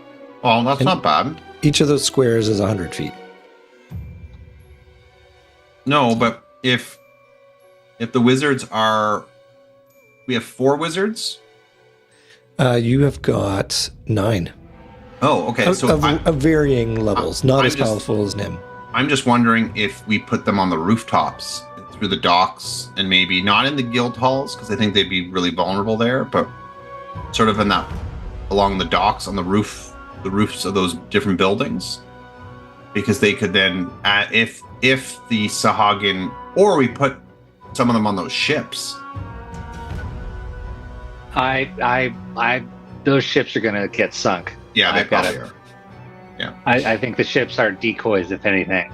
Right. So are you putting anybody on those ships? I mean, if we're using them to string net up to create a barrier or something that perhaps with magic could be beefed up in a way to discourage. I don't know that once the net's secure, that they would need to. I don't think the net's attached to those ships. If you want them to string along the line of the ships, you've got ship 1, 3, 2, 4. You're probably going to need to use the ships as kind of a way to connect them, because one big long 500-foot net is not something you can accomplish. I was just playing around with where the ships could go. I was still thinking that the net would go from here to here. Oops. Click that again. And here. Oh, why is that not working? Here. And then, but the ships are on the... I see. The front, like they're in front of the net. So you have to get past the ships, then you have to try and get past the net. Yeah, you could probably make the net stretch along that line without using the ships. But that will take the combined efforts of all of most of your conscripted folks who aren't driving the carts to... That's right. Exactly. Yeah. Yeah. And then that way we can move the ships to sort of protect the docks a bit better. Yeah, basically something like that. Whoever's doing that. Something like that. That's me. Okay. I like that. So you're having it'll take a while, and your conscripted units are all going to be sewing together those nets to make a line between that last dock and the edge of Oak Island. It's like the end of Three Amigos. So, Grandma, so like the wind. Yes, it is, though, isn't it? Brooke. Yeah, I'm here. So, what do you think with those wizards? Because that's your class. Do you have an idea of where you think they'd best be deployed? Well, again, it really depends on the style of wizard they are, right? Like, are they wizards that are going to be doing a whole bunch of damage? Are they necromancers? Like, what kind of wizards are we dealing with? We only have 9. It's a motley crew. Motley crew, yeah. And generally, if you want them to be a fighting force, you'll need to put them all together. Okay. And then they can actually do damage against another unit of like a cluster of Sahagin warriors. My fear there is, like me, they're probably glass cannons, and putting a whole bunch of weak, low hit point, low AC cannons together is just a damage. Like, they just have to do one good area of attack, and those wizards are down. Well, are clerics healers? Usually. Yeah. So if we combine the wizards and clerics together, there you have some attack mixed with healing and protection. I was wondering if we could borrow a cleric or two for the ships, because it's pretty common cantrip is mending, so potentially they could be, fixing nets while Yes. put them up. And also, help with seasickness, because nobody enjoys being on a boat while it's being rocked. How many wizards can you fit in a Lehman's tiny hut? Great thinking. Because I think for wizards, one thing that we haven't been using a lot of NIMS, like NIMS mainly just doing damage, but some of the cool things that you can do is cause gaseous form. Like we can, like one cool thing about gaseous form is if they're able to put air bubbles around all these guys, if they can't breathe out in a water, like we could play some crafty things. Not by doing damage, but by being clever, which is. Or I wonder if that could be then used to drive them where we want them. Exactly, is to make illusions to make them think, oh, we shouldn't go there. There's tons of forces over there. There's 1,000 archers there. I don't know. I don't know if it was an act, but they genuinely didn't seem to know much about the town. They were asking questions, and maybe they were just being purposefully obtuse. But like some basic things they didn't seem aware of. So can you give me any more information about that? Because that wasn't included in our very brief negotiations spell. They were asking for a number of warriors that we had. They were asking about the kind of magic that we had. I think we played a charming game where we perhaps overstated our abilities with a special power that we had. Andrew, you can speak to it more accurately, but we did. There, Nim, and I know you have a high intelligence. Perhaps you remember yourself. Yes. Well, when they told us about their giant shark monster, we were like, oh yeah, we've got one of those. Basically, yeah. So we did talk up a giant beast god that we worship. Mm-hmm. Don't the lizard folk have one? Though they've got their giant lizards, right? That's their kind of big boys. Yeah. They do worship a lizard god, but they can't produce him. On demand? On demand, no. Fair. Hopes and prayers, Yeah, exactly. The original religion. Yeah, so I'm picturing the wizards. Maybe we can, have a cluster of 6 or 7 of them doing damage with some clerics, but then I do like the idea of having 7 other ones like doing some of those distraction tactics, some of the confusion tactics that get them just really unsure of what's going on. How many wizards do we have? We have 9. So if we use 3 of them to create illusions, you said, is that what you're saying? And 6 to attack with the clerics? Yeah, Andrew made it clear that if we just had 1, it's not great, so I suppose we should have to take a little bundle of them. And 3 could probably do some cool illusion, and then 6 to attack. They'll give you the idea that there are 3 that specialize in illusion, and they could, when you tell them of this idea or this thing you told the Saugan of this creature that defends salt marsh, they're like, oh, we could take that idea and run with it. We could maybe come up with a little something. Oh, cute. I feel like we're Jack Skellington and we're like, we're going to make Christmas. Do you see this tree? Make this tree. And they're like, we don't know just what to do. Though they maybe don't, but we're like, great, it's good. Great. Whatever you do is better than what I was going to do. Okay. All right. And talk to me about we're going to put units on the east and west walls. Some horsemen. We have, of the 40 City Watch archers, we're splitting 20 total either wall, so 10 per wall. Mm-hmm. And then with the militia horsemen, 8 were going to be again divided between the 2 walls, so 4 per wall. So that if we had to marshal our forces, get those wagons running, we could do that. Cool. So I have 10 militia warriors in each of those mobile units on carts with horses drawing them. That's the militia. Sorry, there was the militia warriors we were using on the carts. You tell me. Carts, yeah. Whereas there's the 40 militia horsemen. So far, I only have 4 each of those on each wall.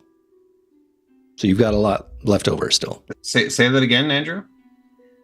So you've got 8 horsemen total on both walls, leaving you with 32 that you could use. That's right. That's right. What about with the horsemen? The remainder,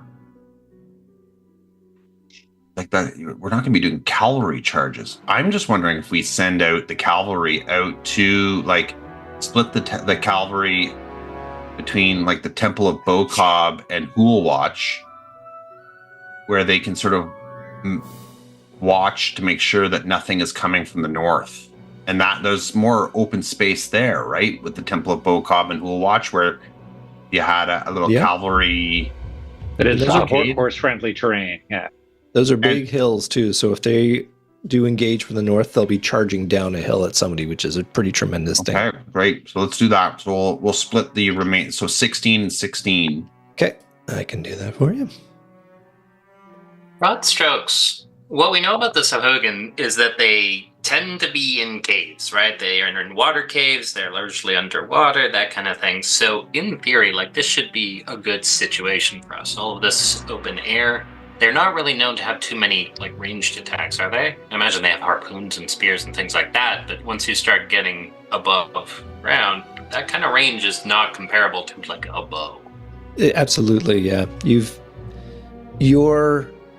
So what you're drawing inspiration from here is Tergar's initial reconnaissance through the lair when he was in fish form, and he saw them training. And he didn't see anybody using bows, but he did see a lot of spears. Okay. And you got a sense that they were specifically training for engagements not underwater. Like they weren't swimming, they were standing, although they were still underwater. But so... yeah, no bows, but spears for sure. I was wondering if to that end, we were talking about the thieves and the scoundrels and the tunnels. Yeah. Could a trap be laid where the tunnels were flooded and made to seem like, oh, this would be perfect for us underground fish people to like attack through these tunnels? And then sometimes either trap them there or have it lead or blow to them up. some sort of trap. Yeah. Close the manhole. Yeah. Get our Ninja Turtle attack. A little blender action there. Yeah.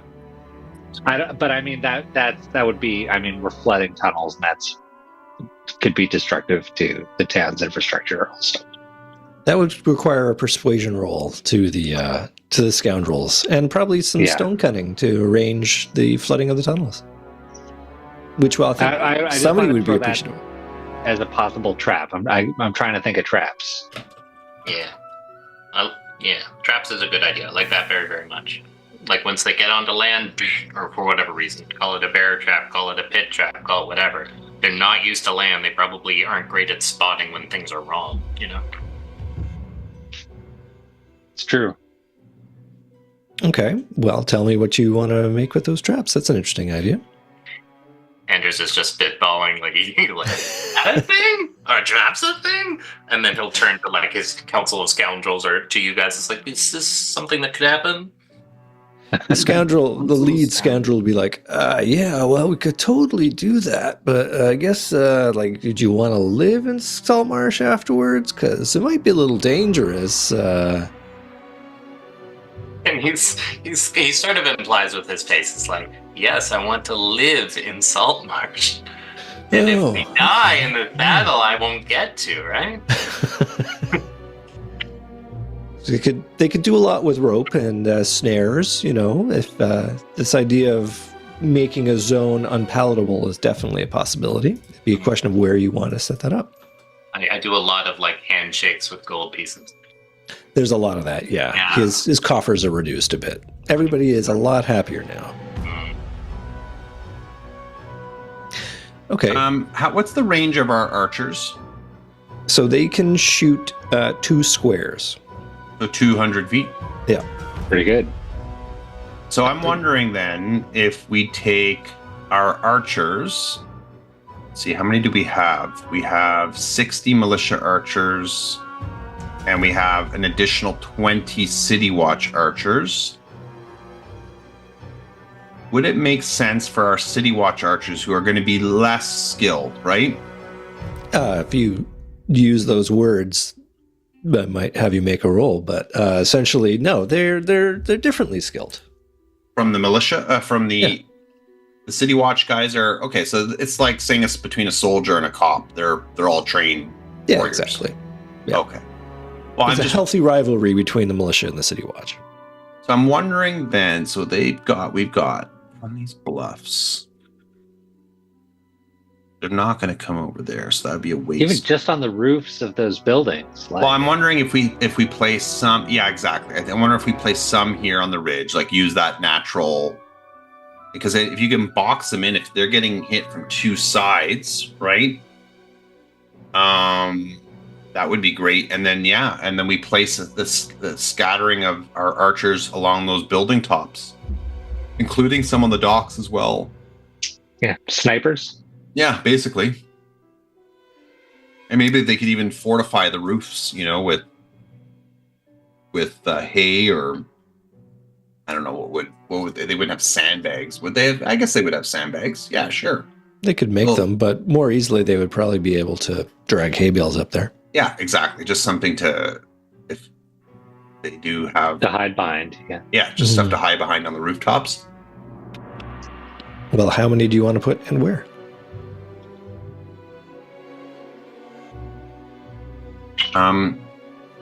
Okay, so we've got 20 more City Watch archers. So why don't we put them along the cliffs? So right here. Tell you what, I'll just start making some units and you can move them where you think they need to be. Okay. And then we'll put the militia archers sort of along the waterfront here, right? Like, we need defenses throughout that, especially if they do make it past those boats.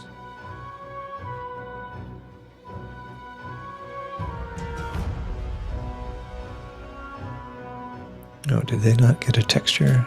Is that dumb? Yeah, I'm dumb.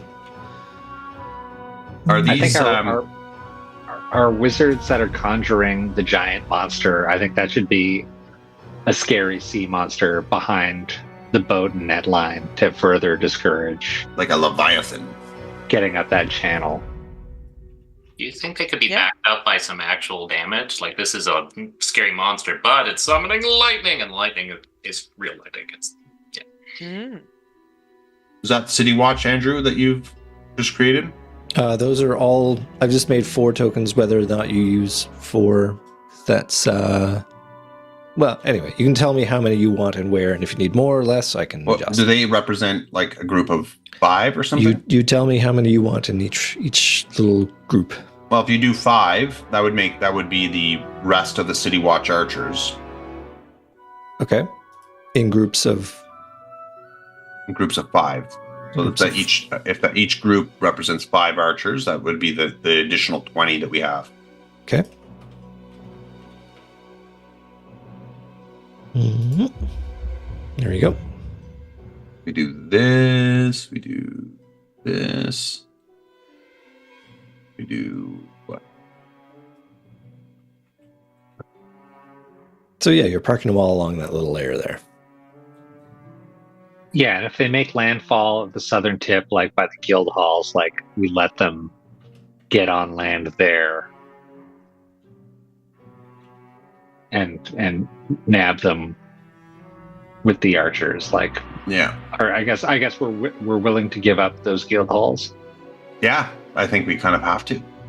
I mean, I don't think they're going to come in and burn stuff. They're not going to waste time. Well, what do you think? Yeah, they're trying to intimidate us and take down our forces so that we can't take them down, right? This is kind of like a posturing / weaken us so that we can't take them down. Like, who cares if our guild halls are destroyed? They want to do damage to our forces more than anything, right? Right. Attrition. Is that the sense that we got, like, from the interaction with them? Again, I wasn't really there. Yeah. Do an intelligence. That's why I want to feed it to you. I want to say, like, oh, remember that? Oh, just think what they did to the lizard folk, right? They pushed them out of their home. They took over. They're acting in a conquest sort of way. So I will give you this for free. There may be another variable to consider, and that is you have done them immense harm by killing the Maw of Sekala and Baroness Seklaz. They may have taken that personally. Wait, we killed their Baron and Baroness? The Baroness. Just the Baroness. I believe you did that or Glonda did that. Can't remember. One of you two did that. They did throw us to a double-headed one Oh, body. yeah. Sure. Yeah. Exactly. Yeah. I think it was Glonda. One body, Glonda did it. one tail, one butt. That's their. That was their motto, but in Latin, whatever that is. True that. All right, so you've got 5 groups of archers, City Watch archers. So we've got 60 militia archers. Probably makes sense for you to create 6 groups of that. We just will have groups of 10. Does that make sense? I can do it, sure. It's more things to move around. Well, how else are we going to show where they are? Well, let's put it this: if you want to have them as a blob, that's easier than like lots of little blobs. But if you definitely want to have them in different places and you want to spread them out, then that's how about totally fine too. How about 3 blobs of 20? Can do.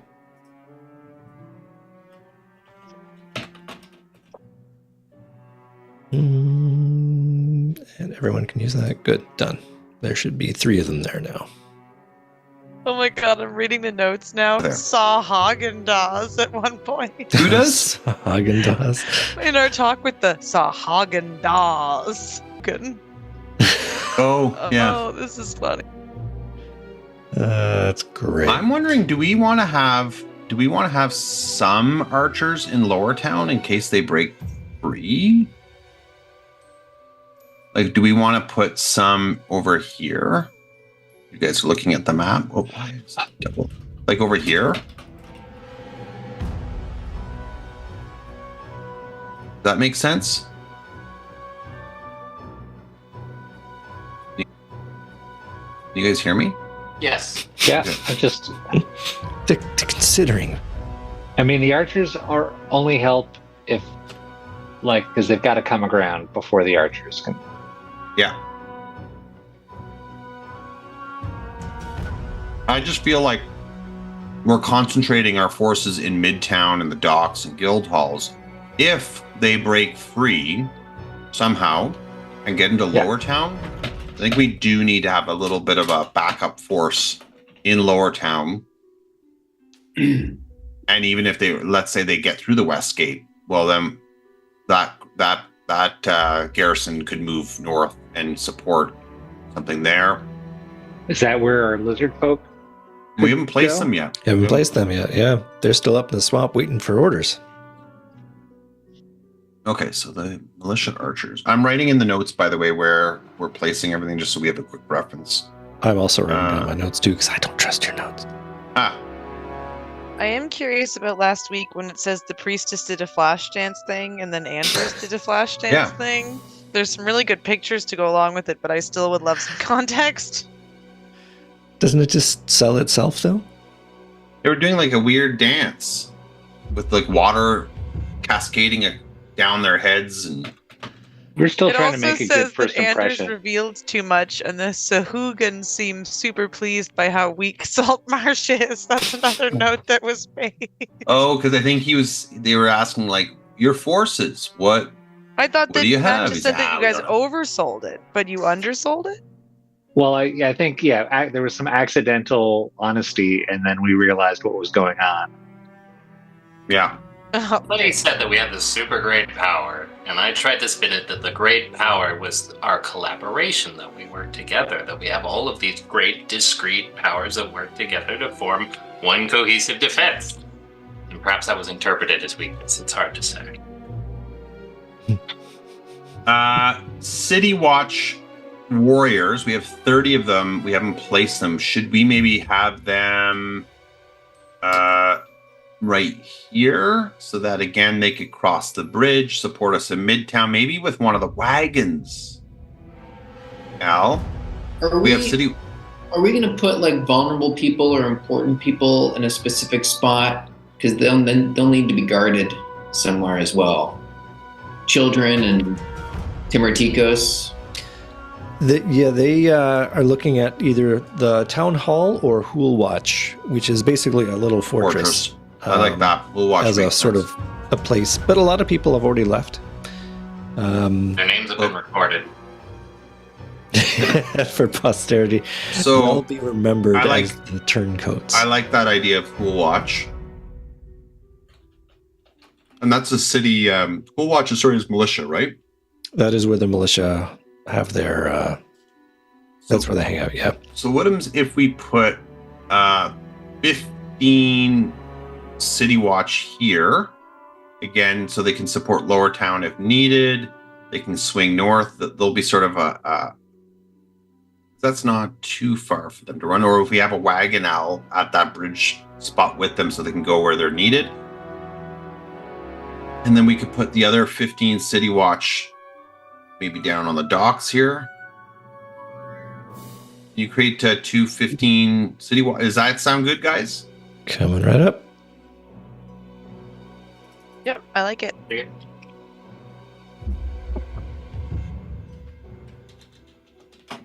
And then we should have some militia in Hool Watch to protect our kids. Right, Jojo? Hey, you're all about protecting the children. Okay, I have created 2 more watch for you down there in the water. Not where they are going to be, but you can put them where you want.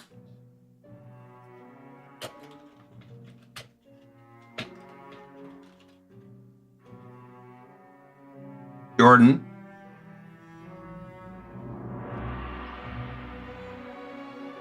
Jan? Do you have an idea where we should put the militia warriors? Got a lot of them.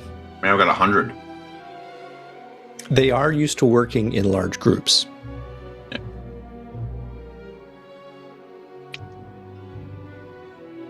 I mean, shouldn't we just put everybody in the midtown and the docks and just...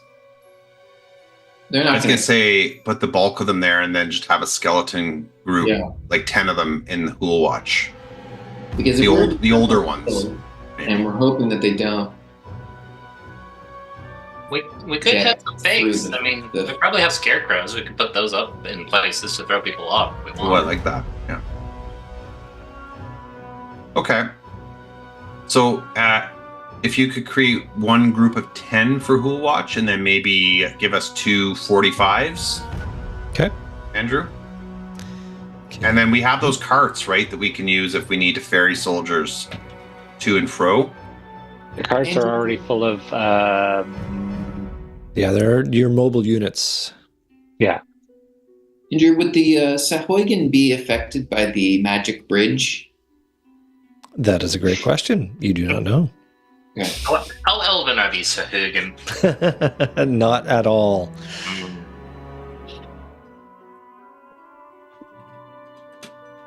We did put the City Watch. Have we deployed the City Watch warriors? Yeah, we did. That's right, because they were on the bridge. That's yeah. Yeah. Okay. Okay, so I'm creating 2 more militia warriors for you down on the water. And you have 30 City Watch, which are not warriors. They're your beat cops. But I didn't really intend for them to get put on the board per se. They're just sort of your passive lookouts. But if you want to arm them up and say, no, you guys are going into battle, then you could do that. Can we have one each as like a bodyguard? Absolutely.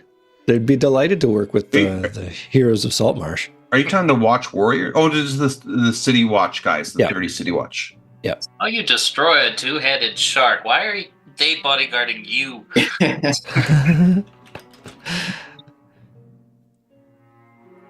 So who is still unaccounted for? Some of our lizard folk. Your lizard folk, yeah. We have our militia warriors, which are on the docks. 90 and 10 in Hool Watch. Protecting the kids, protecting civilians. Yeah, whatever civilians decided to stay, and there are probably about 100 of them. Why did they stay, Andrew? Couldn't get a ride. Maybe they're sick. Yeah. Old. Invalids, old, decided they didn't want to leave, but also know that they're not strong enough to stay. Like, to actually fight. We talked about the lizard folk being in Lower Town. I can't believe they're leaving by boat. You bring the lizard Stupid people way in? to leave. Yeah.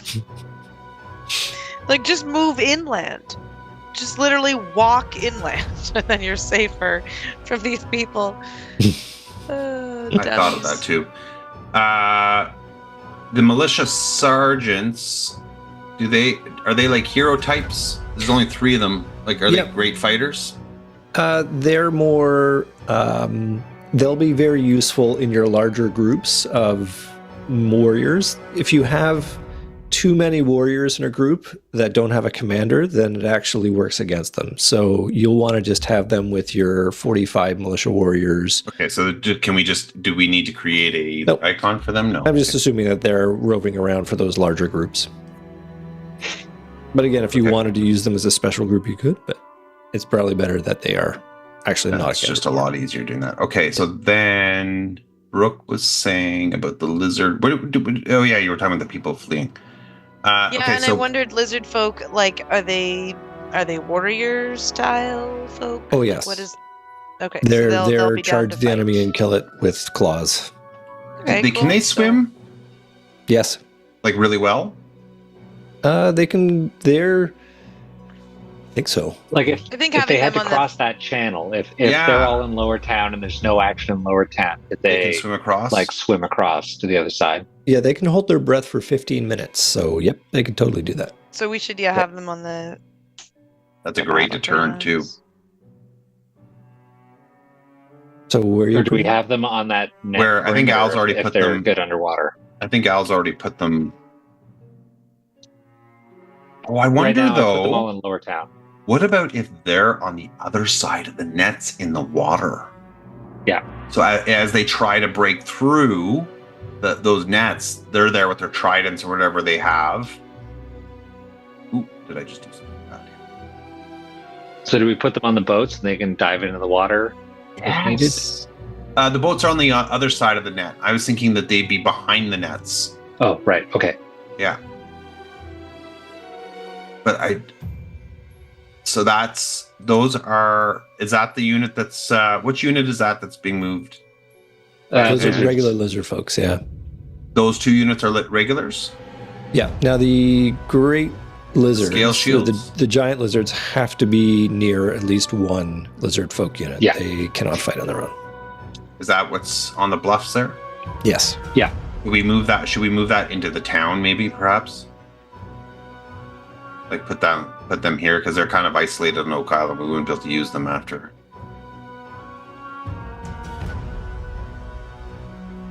And the scale shields are divided up equally between the lizard warriors, lizard Okay. folk warriors. So Perfect. there's 20 and 5 of each in each group. Great. So that is them Lower Town. Or sorry, in the bay. Them in the bay. Yes.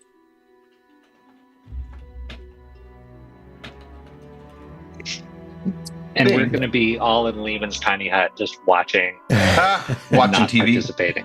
The only thing we have not deployed, I think, is those 30 City Watch.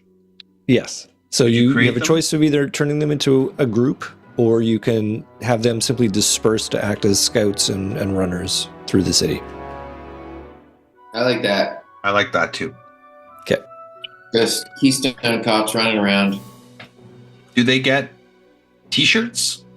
They have matching tabards. Great. But The I last do want one as a body. what's that? I still want a bodyguard. Well, If that is, anyone needs a bodyguard, it's poor Nim with like 20 hit points. you have more than 20 hit points. I saw your sheet. I 24 have hit points? no. Okay, I've got 39. It's fair, but that's still half as much as everyone else. It's true. We've So- never done this before, by the way, Andrew. This seems complicated. Well, it's this. Trust me, this prep will be worth it because it'll be a different you think kind we're of fight. doing good things? It looks pretty great to me, but I don't know. We haven't decided where we are. I'm just That is- asking you as a friend, not as a DM. As a friend, you're doing great. Thanks. I think this is some of the best pre-slaughter planning I have ever seen. It's we don't great. need to. You don't need to fake it. You can be honest. But that is a Do question we- I was going yeah, to have: do we is get our- where Any So, hit yeah. points back? Have we rested at all?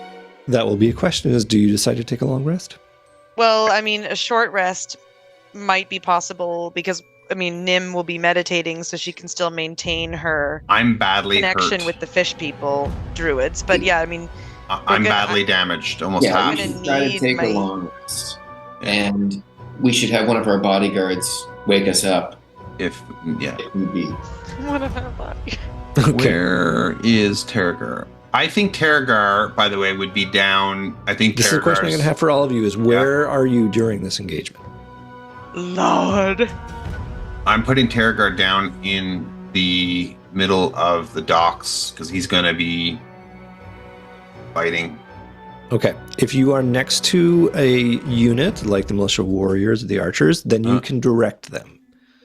Oh, I like that. Then I'm going to put myself here.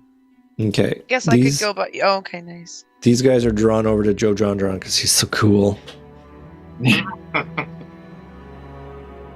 I think yeah, Gnorman's the right guy to go with the thieves and scoundrels. Maybe on this side, actually. You said each one of these squares is about 100 feet, so Nim really Yes. does have to be right on the edge of the water. She's I love gonna that have to Norman's be- there. And Galanda. That is also a bar that he's in. It's his command station. I think it's the Flounder Pounder, if I remember correctly. Can the I can see. archers, the group of archers, actually hit the water from how far away they are? They can't, No. probably. We're No, going to want to move them They could- closer. Well, The I've got ones up in the yeah. bluff can't, but the militia archers could. Yeah, could shoot they're into all the water. they're all on the rooftop, so they can go into the water. But like the archers groups 2, 3, and 4, they seem very far away from the water. Which ones? These ones up here? Yeah, Down the those, bluff. those are too far. Yeah, so they should move closer, and maybe Nim can be with them because she'll also be trying to do. Well, the point was if they come through the guild halls, then they're boxed in. They're getting it from two sides, right? They're getting. Maybe we take one, leave one there, and move another one because if you look along the water, Brooke, there's archers all along the water on the rooftops. But we could. I think you're right. We should probably move one like here. There's another group there. So then that way there's one here. So we're gonna leave the guild halls to get slaughtered. We're just Well, I like- think we have to Yeah, we have to allow. yeah. We can't protect everything. Okay. This way we're concentrating our forces. So Nim could be where Tergar is because there's lots of different. Yeah.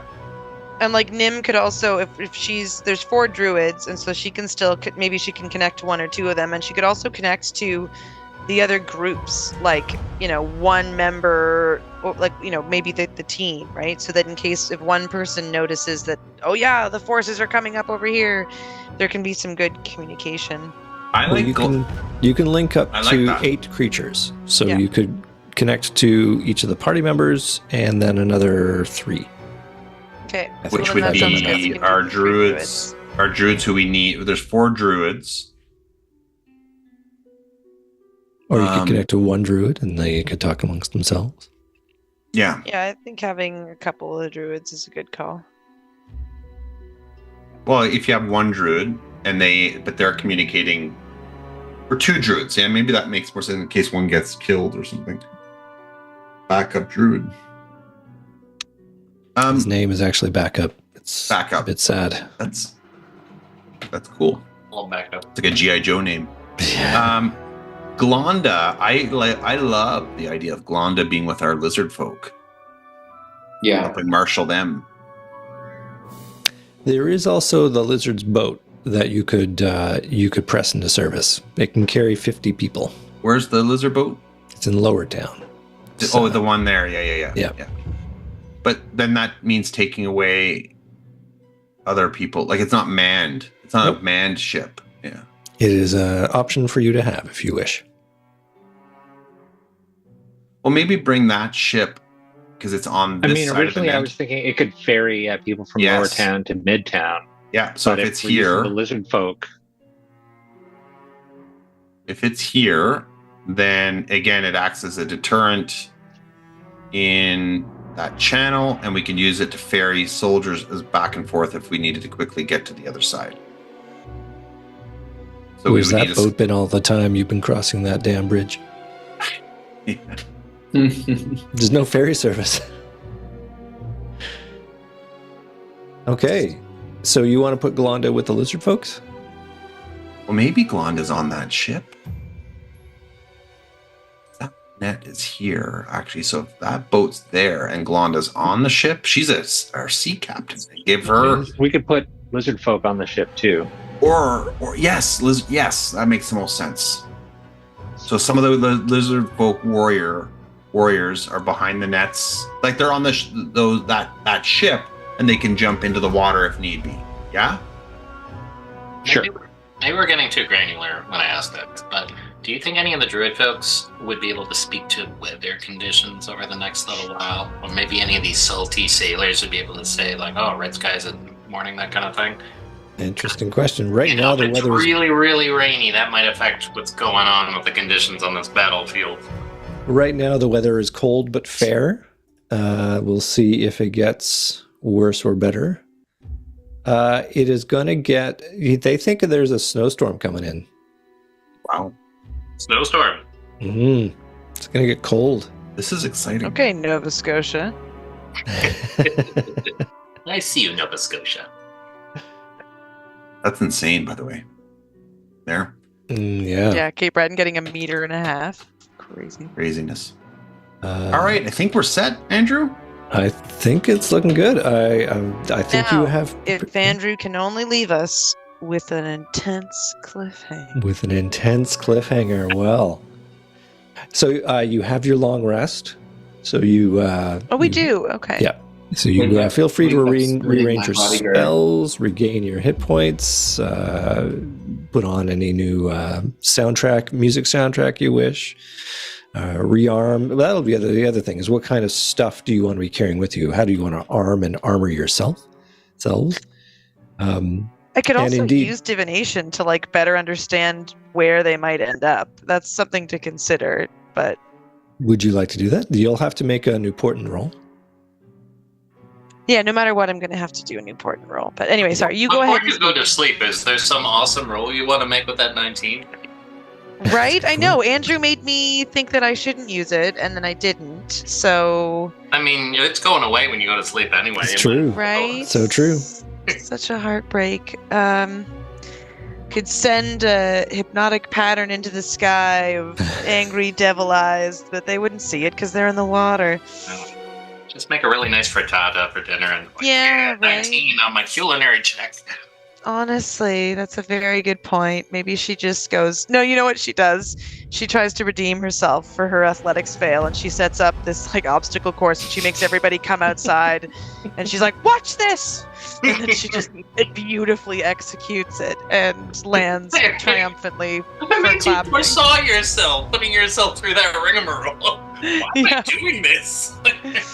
She Andrew? just needed to redeem herself. I have a Yes, question ma'am. before we go. The thing Yeah. I gave away before when we were giving gifts to the Sahagin, the Gilded Yeah. Flower, I actually need that. Can I just have that back? No, but can I buy another one? Because we have that list of things that are for sale, but I don't see a Gilded Flower, but I do see other druidic focuses on there. Can I just assume that would be? Were you using that as a druidic focus? I think that was my druidic focus. Or I guess I could just use any other. I think we know what your downtime activity is damn, I needed that. Why did I give that away? You're gonna whittle me into focus. Without realizing what I was giving away. Like if I get a sprig of mistletoe, what the hell did I need? Matt is dying to say something here. Matt, I have say to it. go. Can we do the cliffhanger? Yeah. Oh yeah. We'll Sorry, do the go. good thing. So you spend the evening in resting, and you wake the next morning, and indeed there's a chill in the air. There's a brisk wind is coming in from underneath the door of your lodgings, and the snow is starting to float through the air in a wistful way. And deep across the bay, you hear the shouts from the scouts say, "Sharks!" That will be our cliffhanger. Sharks. How many heads do they have? How many bucks? Single-headed Yes. sharks. Beautiful. Right. So yes. Oh, we're out.